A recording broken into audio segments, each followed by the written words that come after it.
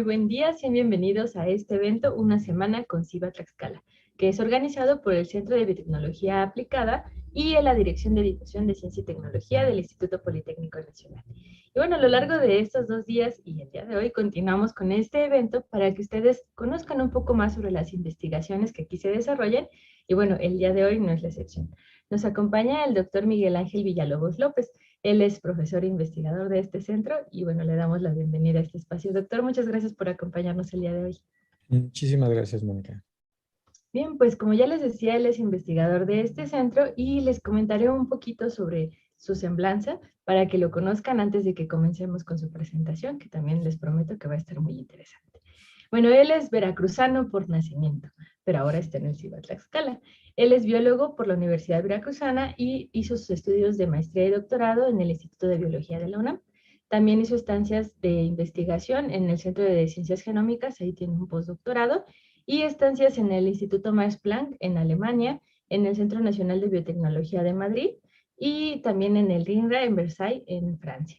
Él, como les decía, es profesor del CIBA desde 2006 y ha estudiado especies vegetales y bacterianas con tolerancia extrema a la sequía, al frío y a la salinidad para identificar genes con importancia biotecnológica. En cuanto a la formación de recursos humanos, tiene el total titulados 11 alumnos de licenciatura, 22 de maestría y 4 de doctorado. Y además tiene ahorita varios estudiantes en proceso, así que si alguien dice yo, el doctor está más que abierto a recibir solicitudes. Y bueno, actualmente está dirigiendo un proyecto de investigación financiado por CONACYT y la CIP en el IPN. Y es responsable de este proyecto que les comentaba que tiene que ver con genómica funcional del musgo. Y bueno, él, como les decía, trabaja con plantas, así que el día de hoy nos va a hablar de una cosa muy interesante, que son unas tigelas moleculares. Así que sin más, los voy a dejar con el doctor, a quien nuevamente le damos la bienvenida. Bienvenido, doctor, y adelante. Sí, Mónica, muchísimas gracias. Buenos días a todos. Voy a compartir mi pantalla. Me avisan si ya se puede ver, por favor. Sí, doctor. Sí se ve, perfecto. Pues un gustazo estar aquí con ustedes. Buenos días a todos. Y bueno, les voy a hablar acerca de un tema que está muy de moda hoy en día. Yo creo que hemos escuchado hablar, hemos leído sobre CRISPR-Cas y los mecanismos de edición genética que están revolucionando la biología, ¿no? Gracias a esta tecnología CRISPR-Cas podemos hacer cambios muy precisos, muy específicos a nivel de genoma, eh, cosa que no se podía hacer antes de que existiera esta tecnología CRISPR-Cas. Vamos a hablar un poco de generalidades acerca de los conceptos básicos que nos permitan entender cuál es la importancia de CRISPR-Cas, cómo está compuesto CRISPR-Cas, cuál es su origen a nivel biológico, ¿no? Vamos a hablar de la biología de CRISPR-Cas, de cómo ha sido modificado este sistema desarrollado por la naturaleza a través de la evolución para poderlo aplicar en la biotecnología moderna. Y voy a enfocarme mucho en las aplicaciones en biotecnología vegetal, aunque al final voy a hablar un poquito de las amplias aplicaciones que tiene a nivel de salud humana, en veterinaria, bueno, en muchísimas cosas que tiene de aplicaciones CRISPR-Cas. Bueno, a ver, voy a poner mi puntero. Los seres vivos somos el producto de nuestro genoma. Nuestro genoma es todo el DNA, todos los ácidos nucleicos, desoxirribonucleicos que están dentro de nuestras células, tanto en el núcleo como en mitocondria, en el caso de las plantas, además también en su genoma cloroplástico. Ese genoma es lo que nos da identidad, está constituido por nucleótidos, ¿no?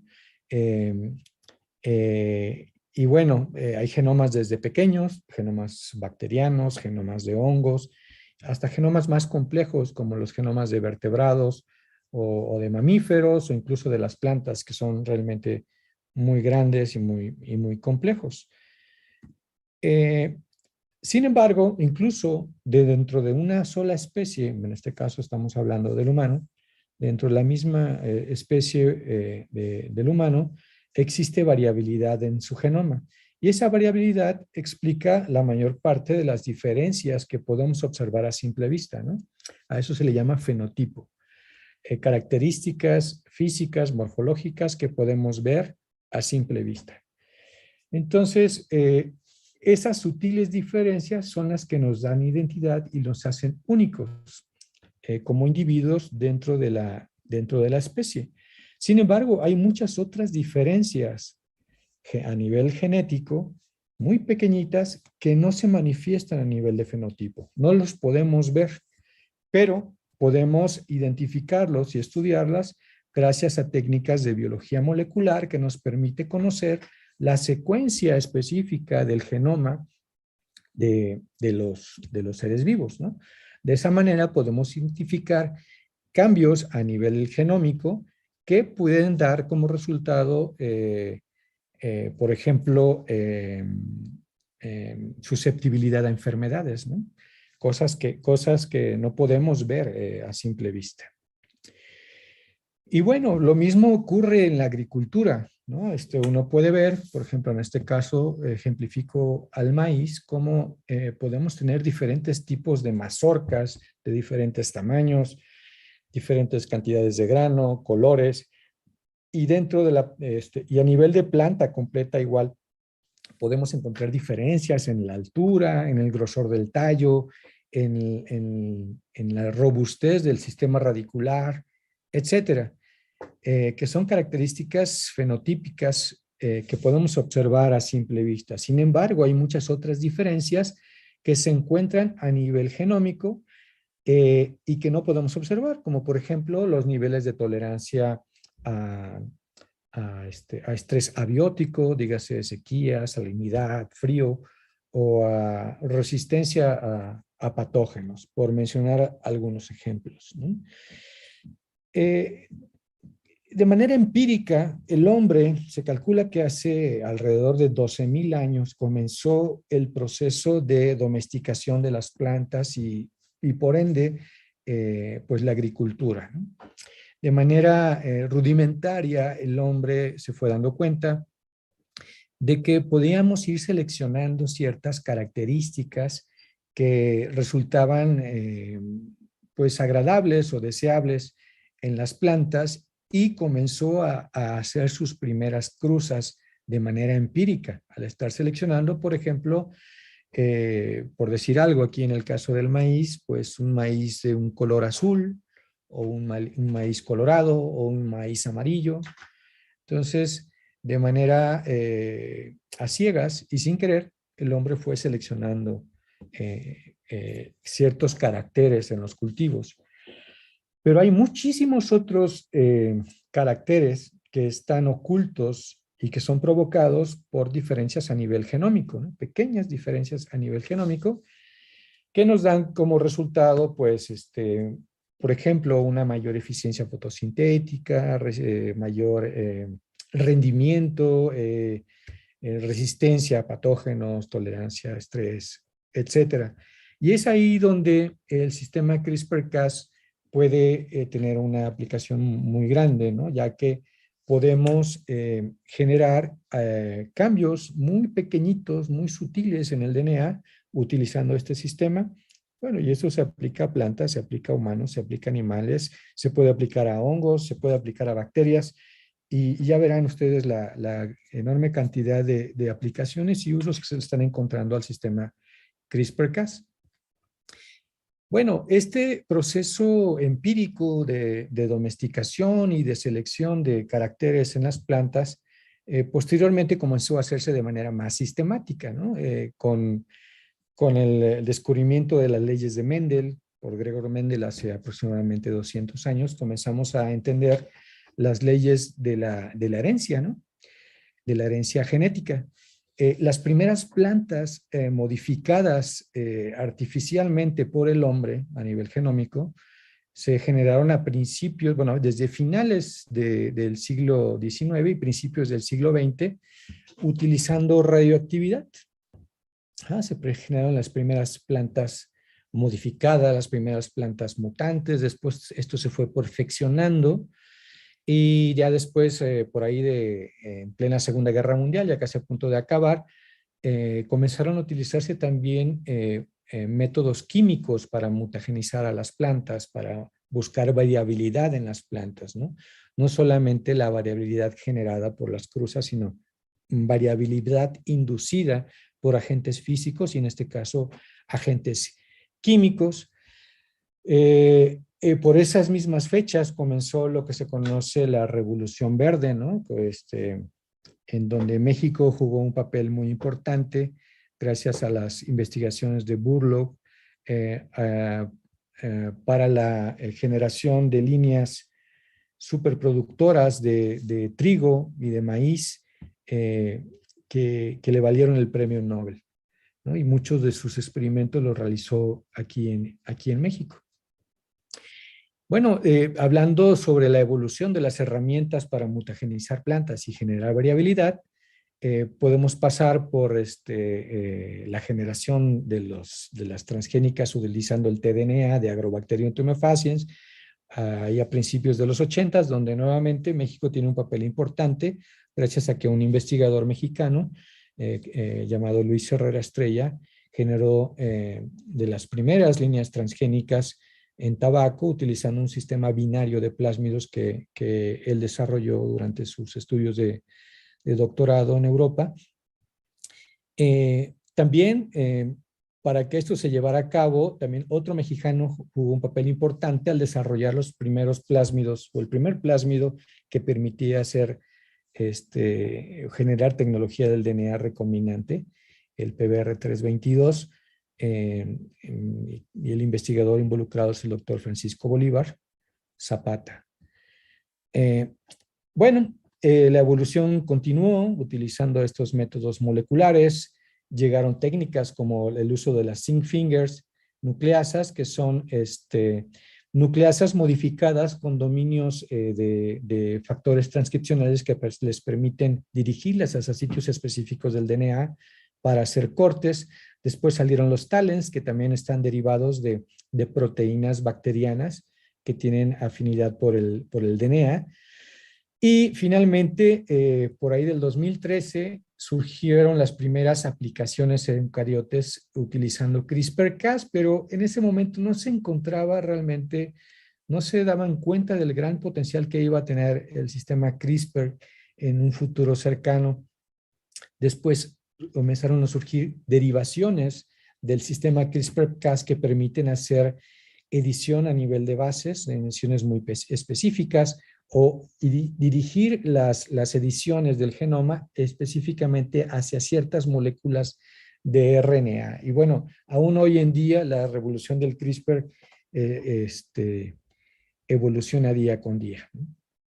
Pero ¿qué es el sistema CRISPR-Cas? Ya les estoy hablando de CRISPR, pero todavía no les digo qué es.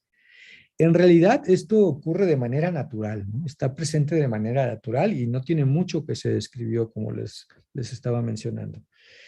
Está presente en bacterias y en arqueas y funciona como un sistema inmune que les protege del ataque de virus que atacan a las bacterias, ¿no? De virus bacterianos conocidos como bacteriófagos o fagos. Entonces, existe una guerra molecular entre las bacterias y los fagos queriendo pues atacar a las bacterias y las bacterias pues defendiéndose del ataque de los fagos.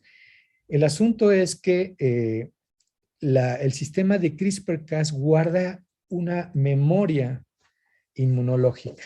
Cuando un tipo de fago infecta a una especie bacteriana, eventualmente esa especie bacteriana desarrolla resistencia al ataque de ese fago y utiliza el sistema CRISPR-Cas.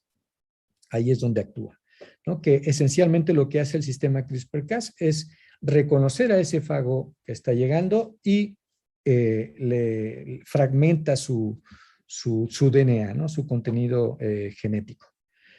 El bacteriófago lo que hace es colocarse en la superficie de la bacteria e inyectarle su material genético. El sistema CRISPR-Cas reconoce ese DNA externo que viene del fago y lo corta de manera específica, ¿no? Discriminando entre el DNA del fago y el DNA propio de la bacteria, ¿no? ¿Por qué no corta su propio DNA? Pues porque reconoce de manera específica el DNA del fago que está intentando invadirla. Y como les mencionaba, esto se va acumulando en la memoria de las bacterias, ¿no? Y van generando una colección de distintas tijeras que reconocen esos fagos que van infectándola a través del tiempo, ¿no? Y por eso se le llaman tijeras moleculares. Entonces, los bacteriófagos o virus bacterianos lo que hacen, les mencionaba, es colocarse en la superficie de la bacteria, posicionarse e inyectar su DNA, su genoma, ¿no? A la bacteria. Dentro de la bacteria, ese DNA comienza a multiplicarse, ¿no? Llega el fago, inyecta su genoma, ese genoma viral comienza a replicarse, a multiplicarse, y eventualmente ese DNA del fago comienza a expresarse, ¿no? Comienzan a producirse RNAs y proteínas derivados de la expresión del genoma del fago, y eventualmente eso provoca la formación de nuevos fagos dentro de la bacteria. Llegan a ser tantos, miles de fagos dentro de la bacteria, que eventualmente la bacteria revienta, ¿no? En un proceso llamado fase lítica, ¿no? La bacteria muere y se liberan miles de fagos que a su vez van a ir cada uno de ellos a intentar infectar nuevas bacterias. Pero, como les mencionaba, esta relación tan especial que existe entre las bacterias y los fagos, en realidad se trata de una guerra bioquímica, ¿no? De una guerra molecular, en donde el fago por un lado intenta infectar y por el otro lado la bacteria intenta defenderse del ataque de esos fagos.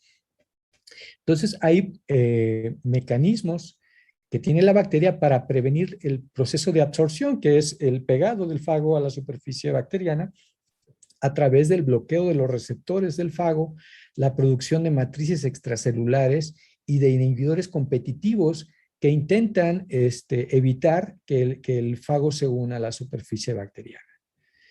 Si ya ocurrió, entran en juego otros mecanismos que ahora intentan evitar la prevención de la entrada del genoma del fago, ¿no? Hay sistemas que intentan detener la entrada del sistema del fago. Por otro lado, ya una vez que entró el DNA del fago, el genoma del fago, entonces entran en juego otros mecanismos para tratar de contender contra esa infección del fago. Existen los sistemas de modificación-restricción, que son sistemas que ya se conocen desde los 70s, ¿no? Las famosas enzimas de restricción, que lo que hacen es reconocer patrones de metilación del DNA, ciertos adornos que tiene el DNA de la bacteria, de esa manera la bacteria protege su DNA y la reconoce como propio. Y cuando entra el DNA del fago, ese DNA del fago no está preparado con estos adornos que tiene el DNA de la bacteria, y entonces el sistema bacteriano los reconoce como extraños y los corta, los degrada, ¿no? Y por otro lado tiene el sistema CRISPR-Cas, que es el motivo de la charla del día de hoy, que lo que hace el sistema CRISPR-Cas, como les mencionaba, es un sistema de acumulación de memoria inmunológica para contender de manera rápida con la entrada del genoma del fago para intentar cortarlo, ¿no? Y bueno, es en general las señales que existen entre bacterias y fagos, ¿no? Por otro lado, los fagos contraatacan con inhibidores del sistema CRISPR-Cas, inhibidores de las enzimas de restricción, generan mutaciones dentro del mismo genoma del fago para evitar que sean reconocidos por el sistema CRISPR-Cas, etcétera. No voy a entrar a detalle en ese sentido, pero quiero que les quede la idea de que esto se trata de una estrategia cambiante, dependiendo de cómo va evolucionando esa asociación entre bacterias y fagos. Pero, ¿cuáles son los componentes del sistema CRISPR-Cas? Ok, el sistema CRISPR-Cas consta de un complejo de RNAs y de una proteína, esencialmente una proteína, que tiene una actividad enzimática de endonucleasa, ¿no? Que provoca cortes en la doble cadena del DNA, en este caso pues sería el DNA del fago. Esos RNAs que se expresan son dos, son uno que le llaman RNA CRISPR o cRRNA y otro que le llaman RNA tracer o tracrRNA, que juntos se asocian, se reconocen entre sí las dos moléculas de RNA, forman un complejo con la enzima Cas9, que es la nucleasa de DNA, y la dirigen hacia un sitio blanco. ¿Cómo sabe exactamente el sistema CRISPR en dónde debe de cortar? Eso es gracias a la acción del CRISPR-rRNA. El CRISPR-rRNA es el que reconoce por complementación de bases el sitio exacto en donde se tiene que hacer el corte. En este caso, en el sistema normal de la relación fago-bacteria, un CRISPR-rRNA reconoce justamente un fragmento de DNA del genoma del fago, ¿no? Y una vez que está ensamblado el sistema con ambos RNAs, y la enzima, entonces la enzima adquiere la actividad catalítica para poder romper el DNA de doble cadena, hace el corte y de esa manera pues elimina al DNA del fago, ¿no? Ahora, ¿cómo está codificado este sistema CRISPR? Bueno, CRISPR viene de las siglas Cluster Regularly Interspaced Short Palindromic Repeats, que en castellano dice algo así como repeticiones palindrómicas cortas, agrupadas y regularmente espaciadas. ¿Por qué repeticiones palindrómicas? Porque existe un locus dentro de la bacteria donde se repiten una serie de secuencias que son repeticiones palindrómicas de la misma secuencia, ¿sí? Todos los cuadritos verdes que ven aquí representan una de estas repeticiones, ¿no? Son fragmentos de DNA que se repiten constantemente dentro de esa región, de ese locus, que se le conoce como el array CRISPR, ¿no? O la agrupación de genes CRISPR o de fragmentos CRISPR. Y estos rombos de distintos colores representan los pedacitos de DNA o secuencias de DNA que han sido acumuladas a partir de las previas infecciones de fagos. Entonces, el sistema CRISPR-Cas reconoce un pedacito del DNA del fago cuando lo está infectando y a través de un proceso un tanto complejo, agarra ese pedacito del fago que lo está infectando y lo clava dentro del array CRISPR, ¿no? Justamente en medio de dos repeticiones. Dos de las repeticiones, ahí mete un fragmentito. Y aquí ya tiene la memoria acumulada del ataque de ese fago, ¿no? Y en subsecuentes infecciones de ese fago, pues las bacterias ya están preparadas para reconocerlo inmediatamente.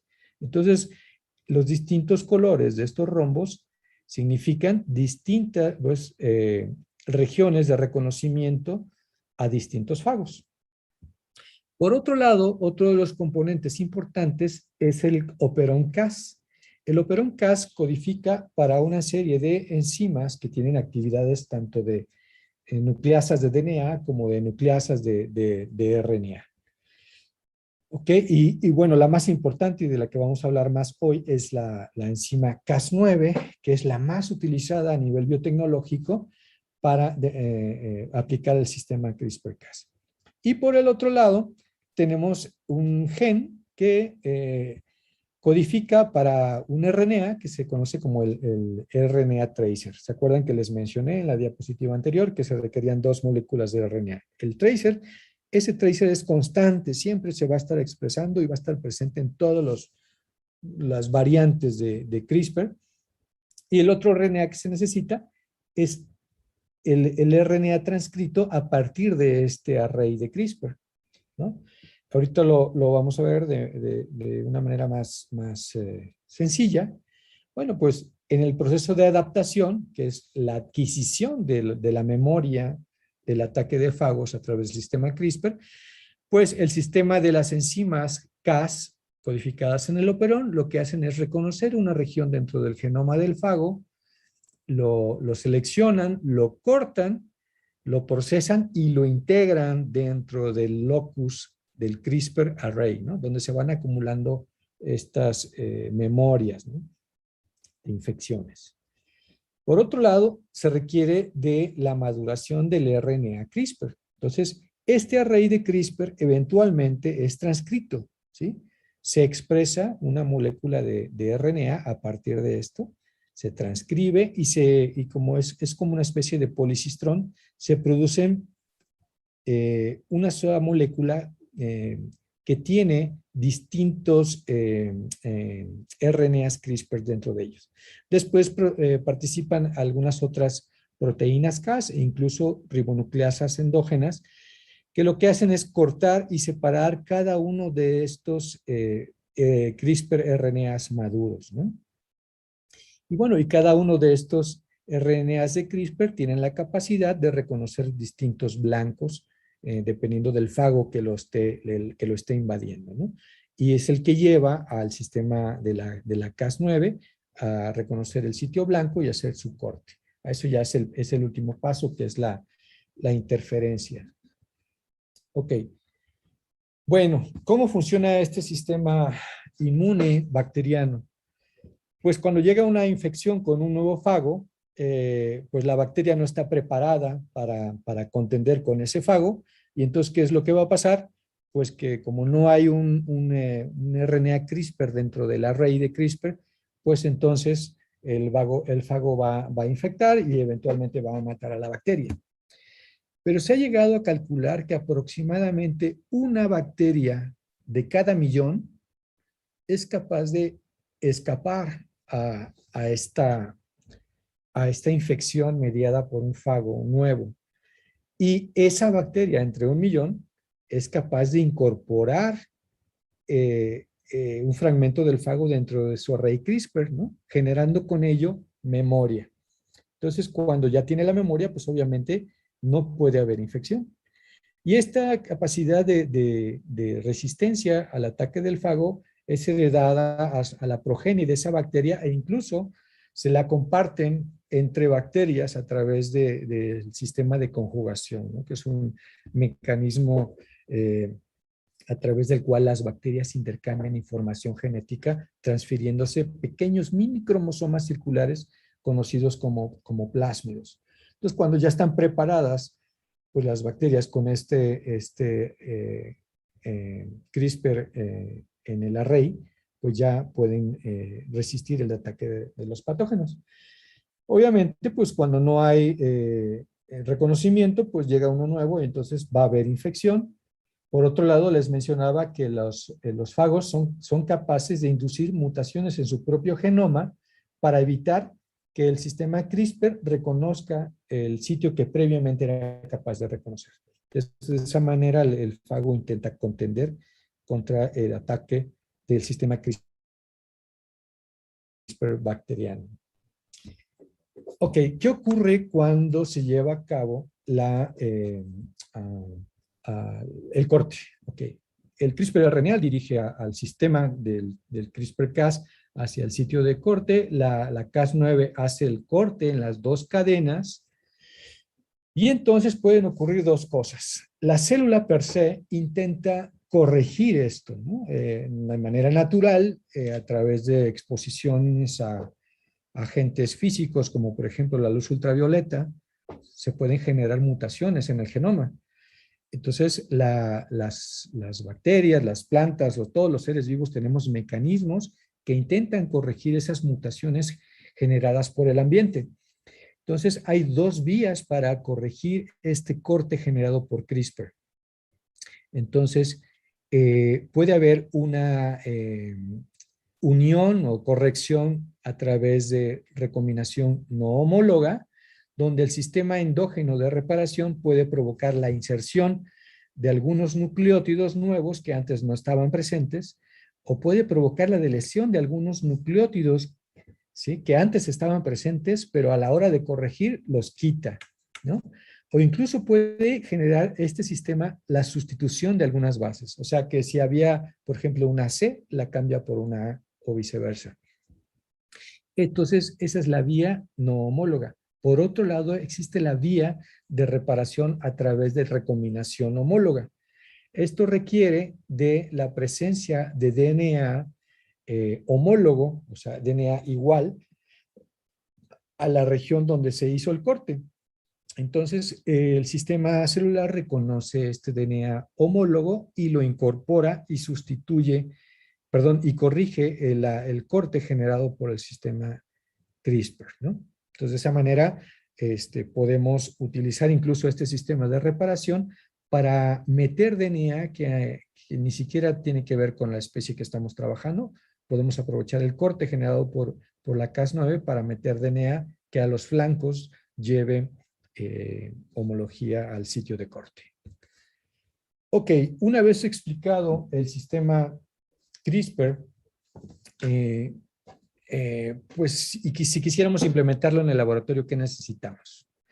Pues tener primero seleccionado nuestro sistema de estudio, seleccionar el gen que queremos cortar, que queremos mutar, seleccionar un sistema de CRISPR-Cas, ¿no? ¿Cómo vamos a expresar el sistema de CRISPR-Cas en esa especie que queremos manipular, ¿no? Tenemos que saber tenemos que estar seguros de que la Cas9 o la Cas que elijamos se va a expresar y que el diseño del sistema del RNA guía funcione. Ah, bueno, dicho sea de paso, ¿se acuerdan que de manera natural se requieren dos moléculas de RNA, ¿no? El tracer y el CRISPR-RNA que se acoplan.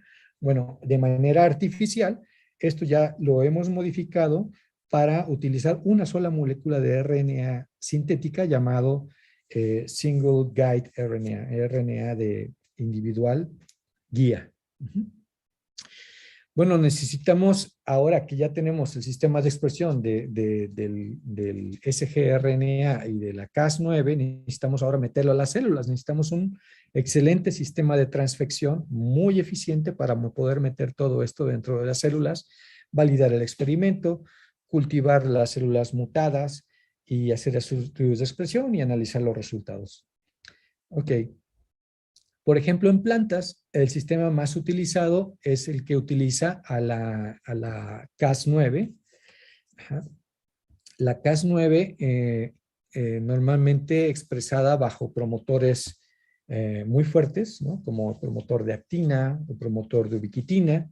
Y por otro lado, se tiene que expresar el RNA guía a través de promotores también muy fuertes. Normalmente se usan los promotores U6 o U3, que son promotores reconocidos por la RNA polimerasa 3 y que regulan la expresión de RNAs pequeños. Ok, de manera muy general, este es el diagrama de flujo para poder generar transformantes por CRISPR-Cas en plantas, ¿no? Se tiene el sistema, se transfiere el sistema CRISPR-Cas a las células, ya sea por inyección, por microinyección, por electroporación, por transformación de protoplasto, por transformación mediada por agrobacterium, sea el que sea, tiene que ser muy eficiente. Se hace la transformación y entonces ocurren los eventos. Después, lo que hay que hacer es extraer DNA genómico de elementos mutados individuales y se hace la verificación generalmente por una técnica conocida por PCR para saber si existió deleción, o sea, eso se observa por un cambio de tamaño en el fragmento amplificado por el PCR, ya sea que se haga más grande o se haga más pequeño, dependiendo de cómo estemos dirigiendo el experimento.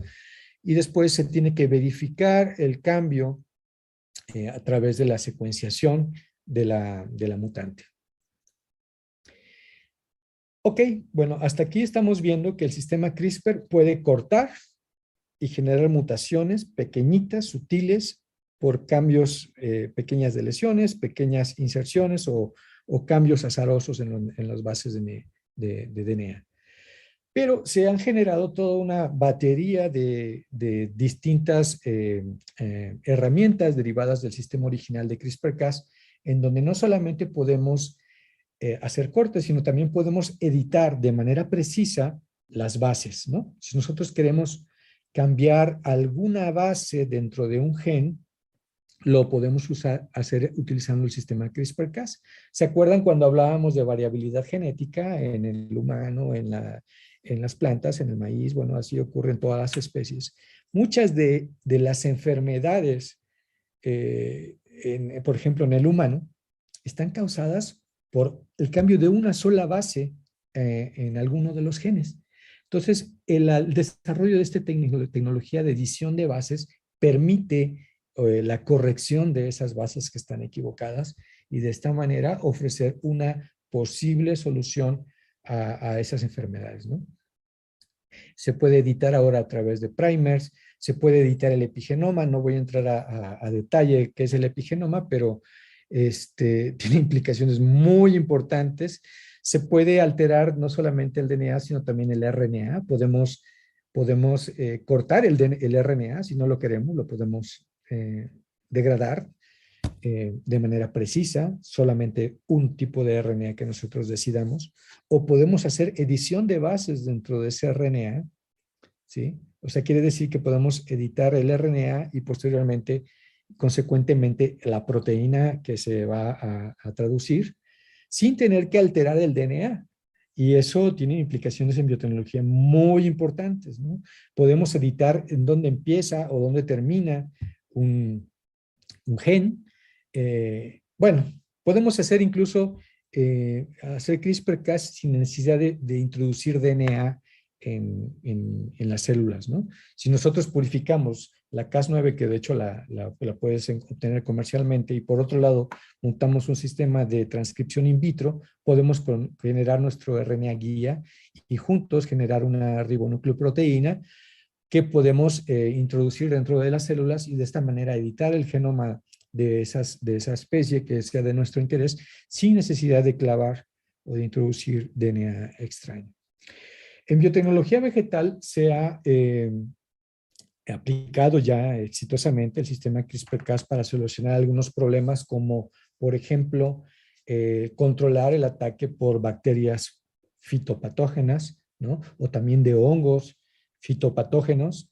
En este caso estamos hablando del ataque de la bacteria Erwinia amylobora, que puede afectar a las uvas, a las vides o a los manzanos, ¿no? Ya se han obtenido plantas de estas especies resistentes a esta bacteria, ¿no? Por otro lado, también obviamente se puede dirigir al ataque de virus que afectan mucho a las plantas, como el virus del enanismo del trigo y la cebada. Ya se tienen líneas modificadas por CRISPR que son resistentes a este virus del enanismo o resistentes al virus del amarillamiento en el caso del pepino, o el virus del mosaico de la calabaza.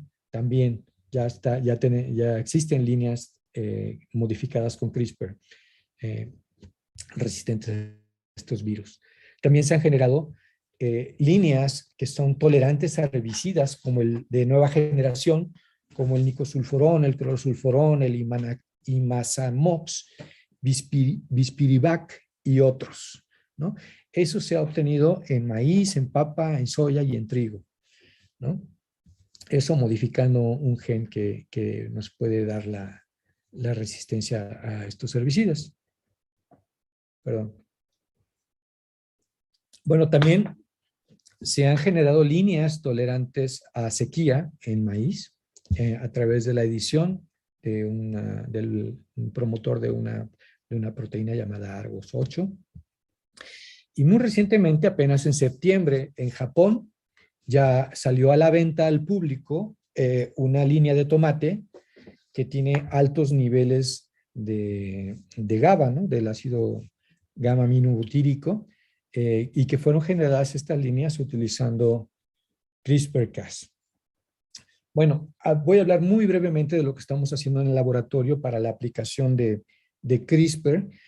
Bueno, nosotros trabajamos con musgos, trabajamos con este musgo, Pseudoclostridium replicatum, que es un musgo muy tolerante a sequía, que aislamos en las regiones cercanas al estado de Tlaxcala. Es el musgo que presenta el nivel más alto de tolerancia a sequía que puede presentar una planta no vascular.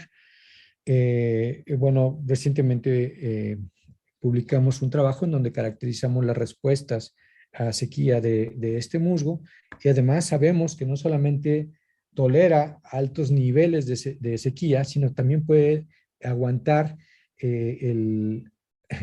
temperaturas muy bajas, ¿no? Como menos 80 grados centígrados. Después de estar 10 días a menos 80 grados centígrados, esta especie de musgo es capaz de recuperar crecimiento y fotosíntesis, ¿no? Y el mecanismo, ahora sabemos que lo que hace es evitar el rompimiento de sus células durante el proceso de congelación o de deshidratación.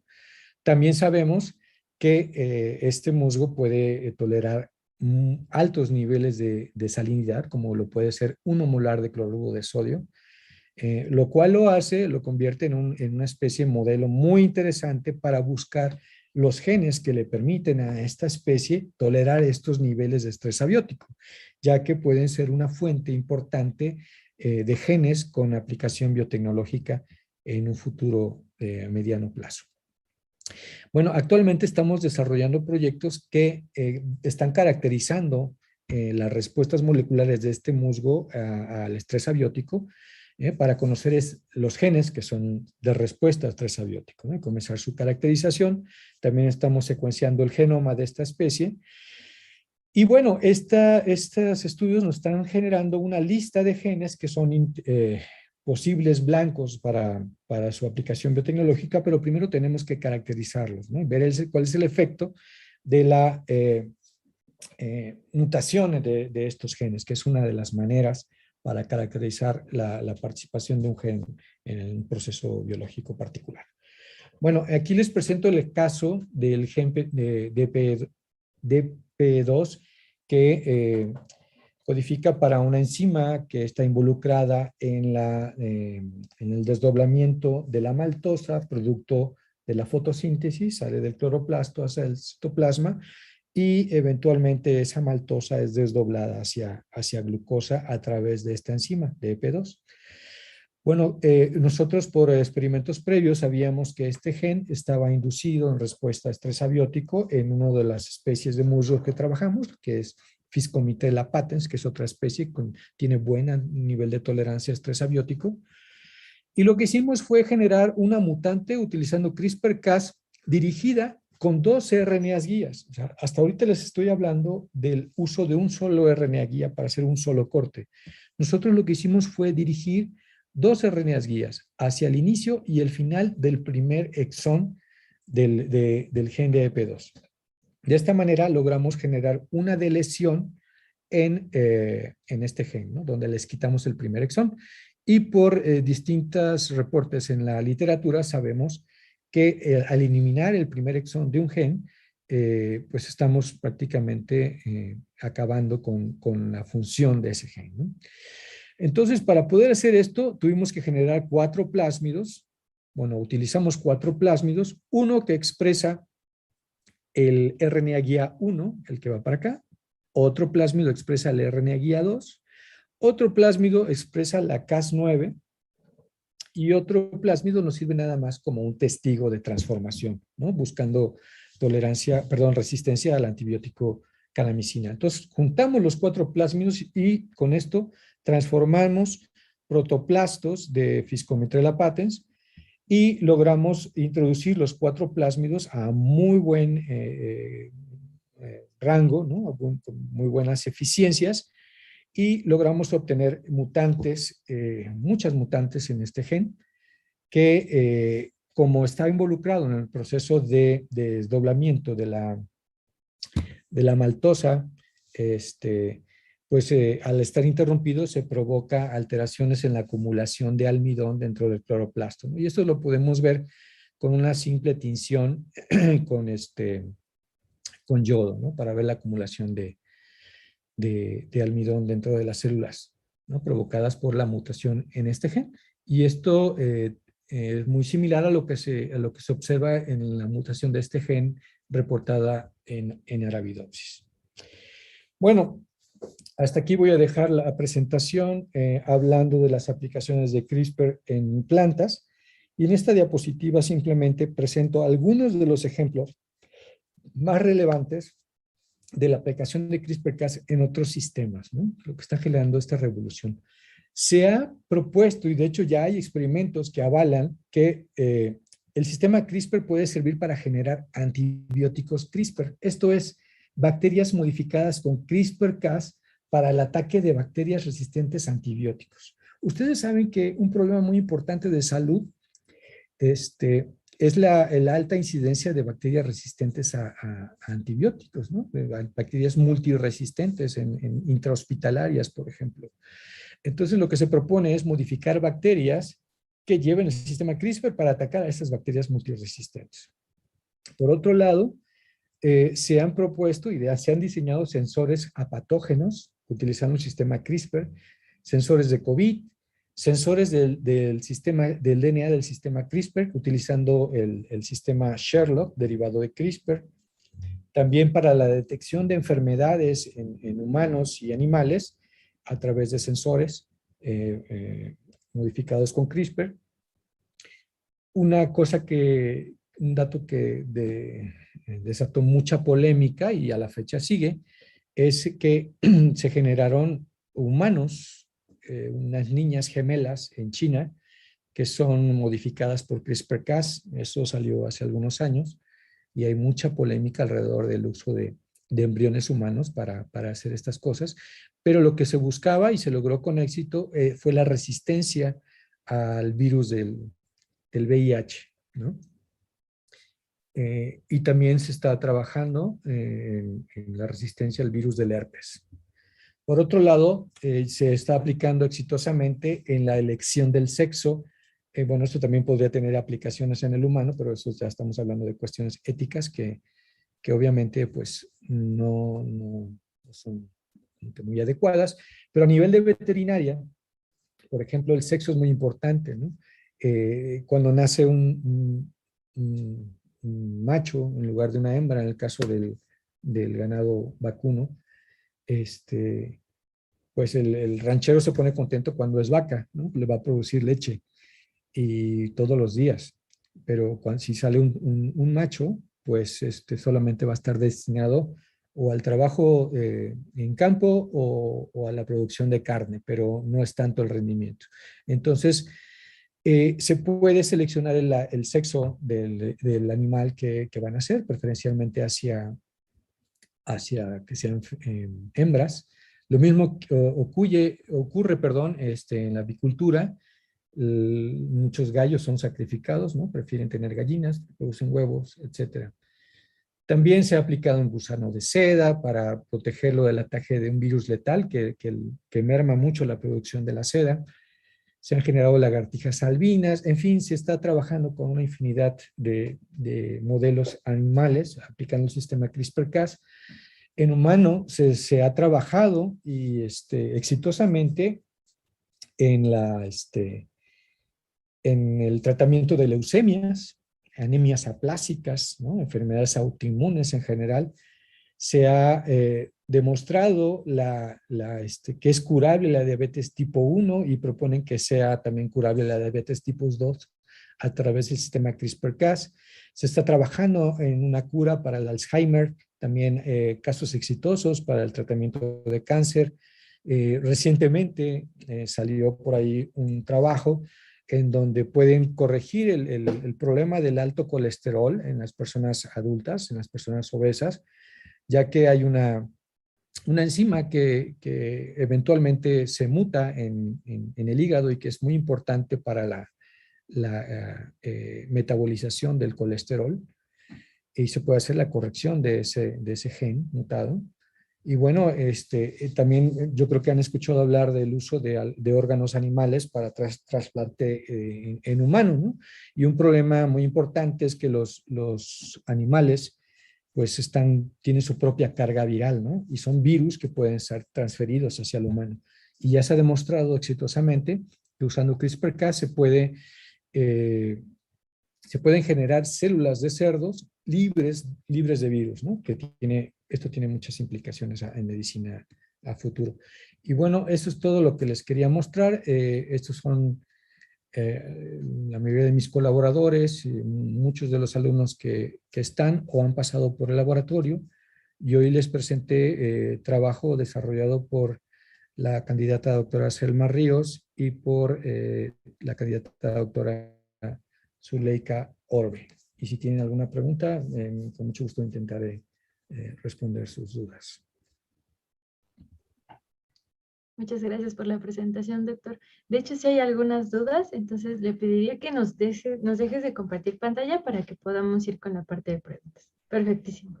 Ok, pues voy a ir brincando de Facebook a YouTube. Hay bastantes dudas, Doc, entonces vamos a tratar de solventarlas todas ellas. A ver si puedo. Sí, esperamos que sí. Bueno, hay una primera pregunta, Doc, y es del inicio de la presentación. Nos mostrabas el maíz. Entonces, una pregunta que tiene el público es si podríamos decir que la selección que hizo el ser humano del maíz y de otras plantas fue el inicio de la biotecnología. Bueno, de alguna manera se está manipulando un proceso biológico, ¿no? Que es el de la selección natural. Aquí ya fue una selección artificial. Entonces, podríamos decir que efectivamente el inicio de ese proceso selectivo, pues es una aplicación biotecnológica de cierta manera, ¿no? Muy empírica, pero sí. Ahora, ahora lo que se hace es comparar genomas, ¿no? De individuos dentro de una misma especie. De repente, dentro de una población puedes tener caracteres que no son fácilmente identificables a menos que hagas la secuenciación. Y ahora ya se hace el breeding selectivo, ¿no? el cruzamiento selectivo, y esto acelera los procesos de generación de nuevas líneas. Esto no tiene nada que ver con transgénesis, simplemente es comparación de genomas, ¿no? De líneas silvestres o de variedades que están seleccionadas, ¿no? Que son una fuente de germoplasma impresionante, ¿no? Y de alto valor para el futuro de la alimentación humana. Entonces, comparando los genomas, tú puedes identificar esos caracteres que hacen diferente a un individuo sobre el otro, ¿no? Y entonces ya dirigir tus esfuerzos específicamente sobre un carácter en particular a la hora de hacer las cruces. Sí, doctor. Bueno, para que vayan tomando notas sobre eso. Hay otra pregunta, nos pregunta Antonio Romero. De estos pequeños cambios genómicos que han surgido la evolución actual de las especies. Sí, claro, por supuesto. La evolución es constante, no se detiene, ¿no? Todo el tiempo estamos intentando evolucionar, ¿no? A veces retrocedemos, pero así es la biología, ¿no? Es una constante búsqueda acerca de adaptación a las condiciones ambientales, ¿no? Y una fuerza motriz importante atrás de esa evolución, pues es la acumulación de mutaciones, ¿no? Generadas por factores ambientales, por cuestiones genéticas o, o por errores de la misma célula, ¿no? Muchas veces durante el proceso de división celular que involucra la replicación o la duplicación del genoma, la enzima encargada de hacer de esa copia del DNA previa a la división celular se puede equivocar, ¿no? Y eso acumula mutaciones. La gran mayoría de esas mutaciones son silenciosas, ¿no? No provocan un cambio fenotípico o bioquímico, pero eventualmente alguna de estas mutaciones sí genera un cambio importante y entonces ya dependerá si ese cambio es para bien o para mal, ¿no? Y si es para bien, pues la biología intenta fijar ese cambio benéfico y poderlo heredar a la progenie, ¿no? Y si es para mal, eventualmente se van perdiendo, ¿no? Y bueno, también esa parte de las mutaciones causó interés porque algunas de las preguntas que hacen es, pues, algunos factores externos como la radioactividad, ¿no? Esta influencia que tienen en una mutación y que les dijera a grandes rasgos, Doc, porque también es una pregunta que surge, ¿cómo es que se da esta mutación, no? Porque creo que de repente no queda tan claro qué pasa en el genoma y bueno, hay unas cosas que todavía no se siguen estudiando, ¿no? Entonces, que nos Sí, pudieras hablar un poquito de esta parte de las mutaciones. sí. Bueno, la radioactividad, la luz ultravioleta, este, los rayos gamma, bueno, son de las principales fuentes para hacer mutagénesis en plantas, ¿no? Eh, Al estar expuestas a altas dosis de radioactividad, pues no solamente las plantas, ¿no? Cualquier ser vivo acumula o empieza a sufrir el rompimiento de su DNA, ¿no? Se generan cortes en el DNA. Y estos cortes en el DNA pueden ser en las dos cadenas o en una sola de las cadenas, ¿no? Se le llama nick, se forma un nick. Ese nick tiende a ser corregido por el sistema de corrección, de reparación del DNA celular. Y es relativamente más fácil que corregir un nick que corregir un corte en la doble cadena, ¿no? Porque dependiendo de la dosis de radioactividad, se pueden generar cortes muy grandes, ¿no? Se pueden perder fragmentos muy grandes de un cromosoma, ¿no? Y esto pues genera alteraciones pues muy fuertes, ¿no? A la hora de que se desarrolla un individuo completo a partir de células mutantes, pues se generan individuos aberrantes, ¿no? En la mayoría de los casos.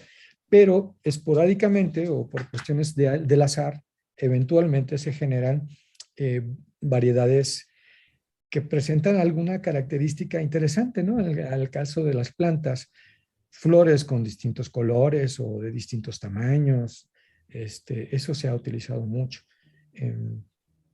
Bueno, esencialmente sí, para no complicar más el asunto, se puede buscar nuevas características provocadas por ese rompimiento general del DNA provocado por la radioactividad. Ustedes buscan que esté dirigido, ¿no? Hasta cierto punto para que Por, se su- obtenga una característica por particular. supuesto, o sea, en la naturaleza, como te mencionaba, todo el tiempo estamos expuestos, todos los seres vivos, a mutaciones, ¿no? Eh, También tenemos mecanismos que intentan reparar esas mutaciones, pero como te mencionaba, eventualmente escapa el sistema de reparación y se queda la mutación. En el caso en el campo, en las plantas comparten información genética, hay un flujo gigantesco de información genética entre ellas por la polinización cruzada, ¿no? Y ahí están compartiendo un genoma completo, ¿sí? Estamos hablando de miles de genes en un evento de polinización cruzada. Eso es todo el genoma. Una planta promedio tiene aproximadamente 30,000 genes. Son genomas muy grandes. En el caso de CRISPR, lo que se busca es que esos cambios sean dirigidos, ¿no? Particularmente sobre un gen o sobre una región promotora de un gen, para generar, ya sea, bueno, la versión original de CRISPR, pues una mutación, un knockout, ¿no? Romper la función del gen, eliminar su actividad, ¿no? A través de cortarlo. Y en las versiones más recientes de CRISPR, lo que se busca es hacer la edición de cambiar un solo nucleótido por el nucleótido que tú deseas, ¿no? Porque es posible que ese nucleótido tú ya hayas identificado que en la naturaleza las primas de esa planta, pues tienen, por ejemplo, tolerancia o resistencia a algún patógeno en particular y la única diferencia entre ellas es un solo nucleótido en un gen en particular. ¿no? Entonces, con CRISPR tú puedes dirigir para sustituir ese nucleótido, cambiarlo, y que sea solamente un nucleótido dentro de los millones de nucleótidos, ¿no? El que tú puedas cambiar, ¿no? Es Para una que herramienta la nueva tremenda. versión, exacto, adquiera la Mm. resistencia. Ujú. Sí, como ven, es una herramienta muy poderosa y bueno, que se está estudiando todavía porque como nos comentaba el doctor en esta parte de la historia, ¿no? Cuando nos presentó cómo es que se ha ido trabajando, pues han ido agregándose nuevas herramientas moleculares y es muy interesante. Ojalá a ustedes también les haya parecido interesante esta parte. Y hay otra pregunta, doctor, que Sí. tiene que ver con esta parte de la edición. Nos pregunta Isabel Lecona si se puede hacer edición en ARN y en ADN con CRISPR-Cas, pero en seres humanos. Bueno, de que se puede, se puede.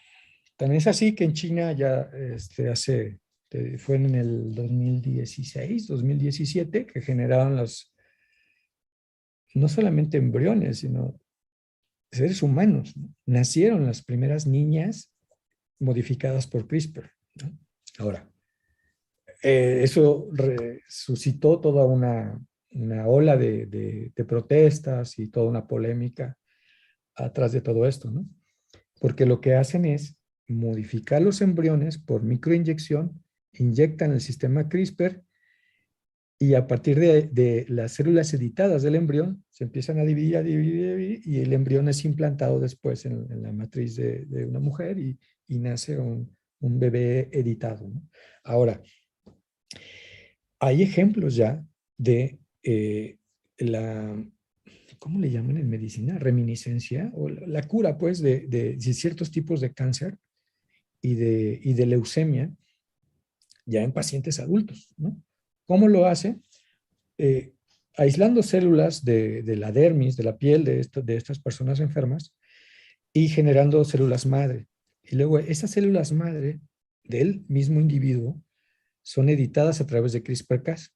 Y luego esas células madre editadas por CRISPR-Cas son reintroducidas en el adulto, ¿no? Todo esto es a nivel experimental y pues obviamente requiere de la aceptación firmada del paciente, ¿no? Su consentimiento para poder utilizar esas tecnologías experimentales, ¿no? Pero se han obtenido muy buenos resultados. Y se puede hacer tanto el DNA como en RNA, como estaban preguntando, sí. Okay, pues a seguir esta parte también para que vean que tiene aplicaciones, como también nos decía el doctor, en enfermedades, no en seres humanos, pero él trabaja en particular con Con las plantas plantas, y ahorita nos sí, platicaba de los animalitos, ¿no? Que es donde todavía se tiene esta parte, por la parte de la ética, la bioética, que hoy ya claro. está muy en boga y algo Fíjate que que tenemos que tener. mucho de la investigación se hace en células animales, ¿no? O en células de cultivo humanas que después son introducidas a modelos animales. Por ejemplo, en el caso de la diabetes, ¿no? Que han demostrado que se puede tratar la diabetes tipo 1 este, utilizando células humanas editadas con CRISPR-Cas para inyectarlas en ratones diabéticos. Y de esa manera revertir la diabetes en modelos murinos, ¿no? En ratones, pero utilizando células humanas modificadas por CRISPR-Cas. Entonces imagínate el potencial que tiene todo esto. Obviamente estamos a nivel de experimental, ¿no? Y seguramente habrá resultados negativos que tal vez ni siquiera nos vamos a enterar, ¿no? Porque eso no nos lo muestran, normalmente nos muestran los resultados positivos, pero de que tiene un potencial tremendo, pues por supuesto que lo tiene, ¿no? De manera obvia. Sí, claro, entonces hay que estar siguiendo esto y bueno, que la medicina ha progresado un montón, las aplicaciones que tiene la biología molecular ahora son nuestro día a día. La parte del genoma, ¿no? También, doctor, que hace 20 años pues no nos hubiéramos imaginado que uno pueda llegar con su DNA, es decir, quiero una prueba para secuenciar mi DNA de una Sí, no, persona. no, no. Era inconcebible. Imagínate, mi tesis de licenciatura, que incluso ameritó la publicación de un artículo, JCR, fue la secuenciación nucleotídica del gen NOT-S de Rhizobium etli. O sea, secuenciar un gen de una bacteria, ¿no? En su momento era algo muy, muy novedoso, lo hacíamos a mano, pero ahora se puede secuenciar el genoma completo en minutos, ¿no? Sí, sí, sí. Sí, bueno, ha progresado un montón y bueno, es interesante que tengamos esta charla con el doctor para que ustedes también vean pues todo este progreso que ha habido. Él pues estuvo bien en platicarnos un poco de historia también para que vean todo lo que se ha tenido que trabajar, el tiempo que ha tomado y bueno, que todavía trabajan en ello porque hay muchas cosas que siguen buscando. Y sobre eso, Doc, hay otra pregunta de Rafael Hernández. Él pregunta qué tan rentable es la aplicación de CRISPR-Cas en los macrocultivos y si es una tecnología aplicable a mediana o gran escala en el mediano plazo. Ok, no sé a qué se refiere Rafa sobre los macrocultivos, pero me imagino que es a la agricultura intensiva, ¿no? Quisiera pensar que es eso. Yo creo que sí. Pues mira, Jennifer Doudna, que es una de las desarrolladoras del sistema de CRISPR, junto con Emmanuel Charpentier, eh, está trabajando justamente en un sistema CRISPR-Cas para aplicarse en plantas de manera masiva, ¿no? Para el control de plagas. Eh, y ella dice, es tan simple como asperjar agua a los cultivos, ¿no? Y pues sí, algo está haciendo ella seguramente para lograr meter de una manera muy, muy efectiva el sistema CRISPR en un cultivo. Mucha gente está trabajando con nanoacarreadores. Con una de mis estudiantes estamos trabajando justamente con el uso de nanopartículas para intentar elevar la eficiencia de introducción del sistema CRISPR-Cas en sistemas vegetales, ¿no? Entonces, en este momento, pues, todavía es pues, de mucho trabajo, ¿no? Poderlo llevar a la agricultura intensiva, pero no dudo que en algunos años, pocos, se va a lograr hacer esto de manera más rápida, ¿no? Por ejemplo, les mencionaba en la presentación que apenas en septiembre, hace un par de meses, en Japón ya se liberó una línea de tomate sobreproductora de GABA de manera comercial. Entonces ellos mencionaban en su artículo, no me acuerdo, algo así como 5,000 productores agrícolas con invernaderos en Japón que ya están utilizando esta línea, ¿no? Y la compañía que desarrolló pues la línea, pues ellos les surten a los invernaderos su variedad modificada, ¿no? Su línea modificada. Entonces, una cosa es tratar de controlar una plaga en un cultivo no modificado genéticamente, ¿no? De manera masiva. Y una cosa muy diferente es propagar de manera masiva un sistema que ya está modificado, ¿no? Son dos cosas diferentes, pero ya se está haciendo. Sí, bueno, hay varias cosas que están aplicando y siempre evaluando, ¿no? Los pros, los contras y todo lo que tenemos, porque al final, pues todos los seres vivos están hasta cierto punto interconectados y hay que también evaluar esa parte, ¿no, Doc? Claro, exactamente. Sí, siempre manejándose con ética, ¿no? El uso de organismos genéticamente modificados, pues es una responsabilidad muy grande, ¿no? En Canadá y Estados Unidos ya prácticamente está aceptado el uso de organismos modificados a través del sistema CRISPR-Cas porque se consideran que no son genéticamente modificados, no están metiendo o introduciendo nuevo DNA. Uh-huh. Cosa muy diferente a lo que ocurría con las transgénicas, ¿no? Donde estábamos introduciendo genes de bacterias, de hongos o de otras plantas a una variedad vegetal, ¿no? En Europa todavía se está discutiendo mucho, pero al mismo tiempo le están invirtiendo muchísimo dinero al desarrollo de líneas CRISPR, ¿no? Por ejemplo, en el cultivo del olivo, en el cultivo de la vid, ¿no? Obviamente al trigo ni se diga, a la cebada, le están metiendo muchísimo dinero los europeos, pero por el otro lado, siguen discutiendo si se va a considerar a CRISPR como organismos no modificados genéticamente, como en el caso de Estados Unidos y Canadá, ¿no? Yo creo que eso estaría interesante que nos platicara la diferencia para que la gente pues ahorita también tiene esas dudas, ¿no? De los transgénicos y esta parte del CRISPR pues cambia un poquito la perspectiva, entonces... Transgénico es la transferencia de genes que no son de tu especie y las introduces, ¿no?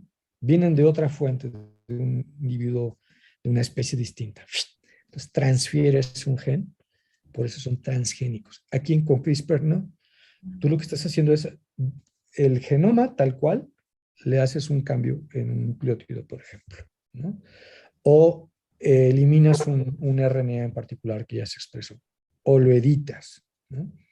O le cambias el codón de inicio para volver más eficiente la expresión, o le cambias el codón de paro también para modificar su regulación.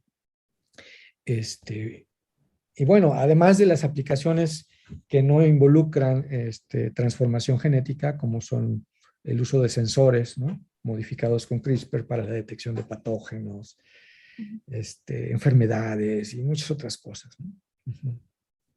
El potencial. Pues sí, Doc, y bueno, pues estamos llegando al final de la charla, pero nos gustaría que le dirigiera un mensaje al público. Quizás ahí es buen momento para el comercial y poderlos invitar a que se sumen al equipo de trabajo que usted coordina allá en el CIBA y pues que la gente pueda escribirle para que se pueda sumar a este equipo de trabajo. Pues si les interesa la biología molecular y la biotecnología vegetal, pues con mucho gusto, me daría mucho gusto que nos escribieran, que nos llamaran. Nuestros datos están en la página del CIBA. Tenemos ahorita financiamiento a través de un proyecto de CONACYT Ciencia Básica, ¿ah? que involucra el uso de CRISPR justamente para la caracterización de la colección de genes que estamos generando, ¿no? A partir del análisis del transcriptoma de estos musgos tolerantes a estrés.